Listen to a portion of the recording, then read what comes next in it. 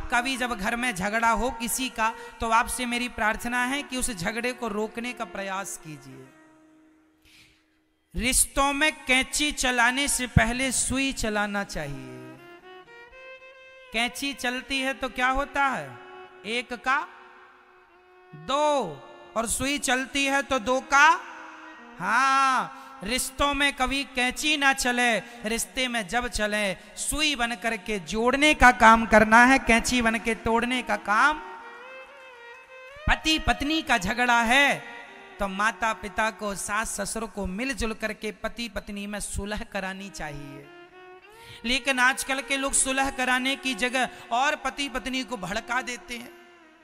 लड़के का पक्ष लड़के के माता पिता, लड़की की माता पिता, तू यहां आ जा, मैं तेरी तरफ से हूं। लो, रूस यूक्रेन की तरह युद्ध चालू, यहां से परमाणु हमला, वहां से मिसाइल दागी गई, पत्नी की तरफ से एक मिसाइल दागी गई, खबरदार शकल न दिखाना।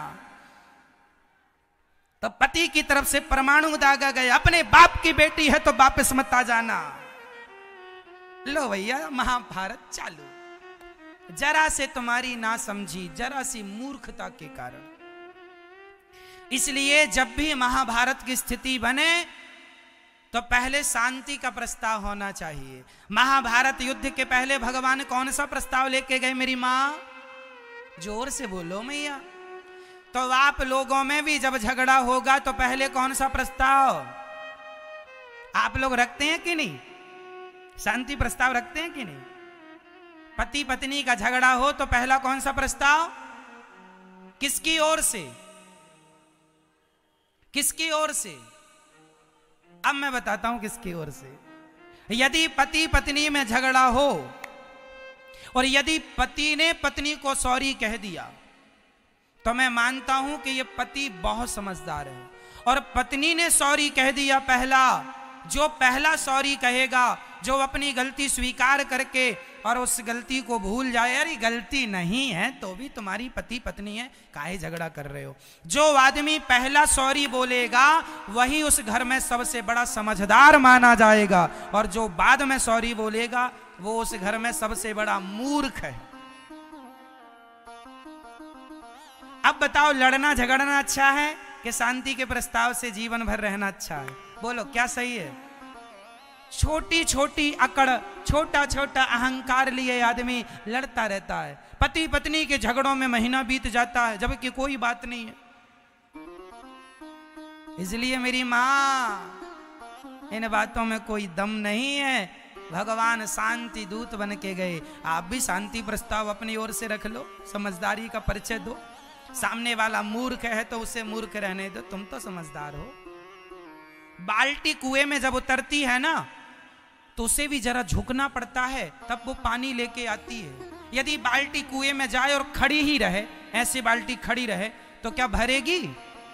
कुएं में उतर के ना वो ऐसे पलट जाती है, झुक जाती है। सही है क्या मेरी मां? आपने कभी कुएं से पानी भरा? नहीं भरा होगा तो फिर आपको ज्ञान नहीं होगा। हमने भरा है। तो कुएं में जब बाल्टी उतरती है तो वो झुकती है, झुकती है तो भरती है। बस जो झुकता है वही संस्कारों से, गुणों से भर जाता है और वही महान होता है। इसलिए झुकता वही है जिसमें जान होती है, अकड़ खास मुर्दे की पहचान होती है। कई लोग अकड़ जाते हैं, हम नहीं सॉरी बोलेंगे। भाई भाई का झगड़ा हुआ, बड़ा भाई अकड़े बैठा है, मैं नहीं, तो ये भाई नहीं है, मुर्दा है। अकड़ता कौन है? मुर्दा। मरने के बाद ना बॉडी अकड़, इसलिए जब आदमी को ले जाते हैं ना, बांध के ले जाते हैं। आपने देखा कि नहीं? अर्थी को बांध के ले जाते हैं मैया, और कस के बांधते हैं, 2-3 गांठ खोले ना, उठ के भाग ना जाए, है ना मैया? आपके यहां बांध के ले जाते हैं कि नहीं? हमारे यहां तो कस के बांधते हैं, थोड़ा बहुत प्राण बचे हो तो निकल ही जाए।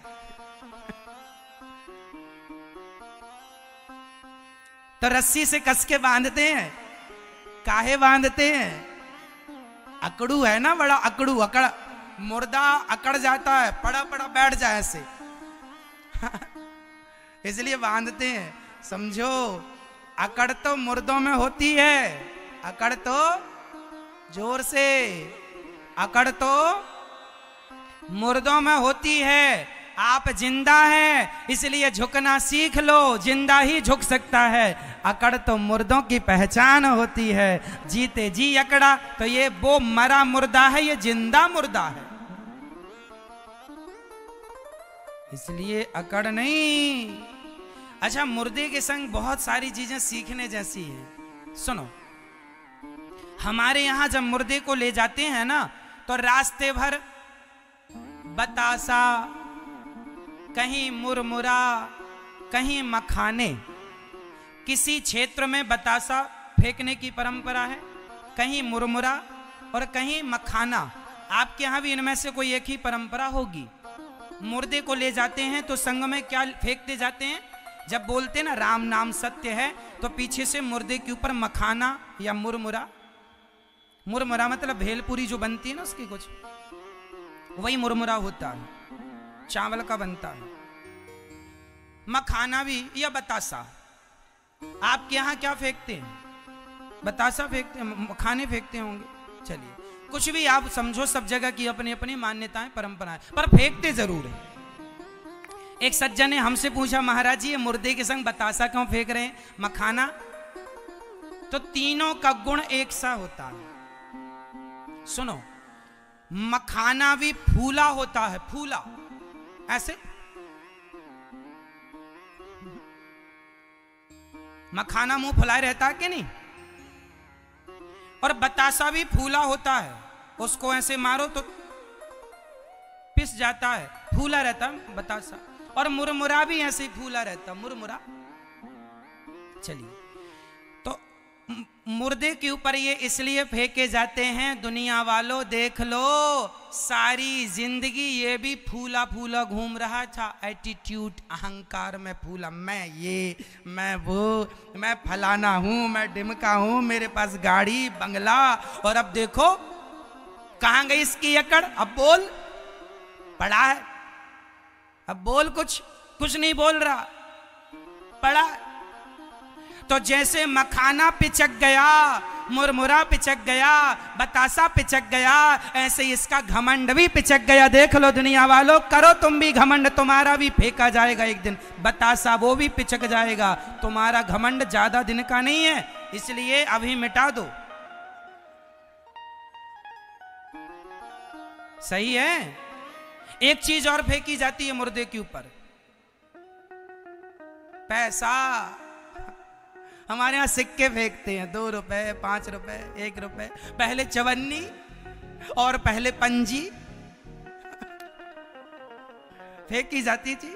किसी ने कहा, भाई साहब ये मरे आदमी के ऊपर पैसे क्यों फेंके जा रहे हैं? कारण है, मुर्दे के ऊपर ना पैसे फेंके जाते हैं, 10 रुपए का सिक्का, 1 रुपए का, 2 रुपए का।